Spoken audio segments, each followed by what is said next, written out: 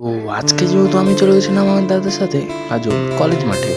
তো তোমরা দেখতেই পাচ্ছ নিশ্চয়ই আমাদের সাথে এমনটা হয়ে যাবে, আমরা এটা কখনো ভাবতে পারিনি। ক্রিকেট প্র্যাকটিসের জন্যে তো পিচটা যা ওয়াও হয়েছিল গাইস, তো দেখতেই থাকো তোমরা। বেশি দেরি না করে চলো তোমাদের দেখায় আমার দাদা বল করছে এখানে। আর দেখতেই পাচ্ছ তোমরা নিশ্চয়ই কত সুন্দর বলটা এসেছিল। তো আবার চলে গেল দাদা বল করার জন্য। তো বলগুলো বেশ ভালো হচ্ছিল 130-এর মতো। এরপরেই আমরা ফাইনালি বাড়ির জন্য বেরিয়ে পড়েছিলাম। তো রাস্তাতে দেখলাম আজকে ফ্লাইওভারে প্রায় ভালোই লাগছিল যেতে যেতে। তো সেরকমভাবে এখন আসা হয় না বাড়ির দিকটায়, আমি গাড়িতেই থাকি সারাদিন ধরে। তো দেখতে পাচ্ছ তোমার ভিউটা জাস্ট অসাম ছিল।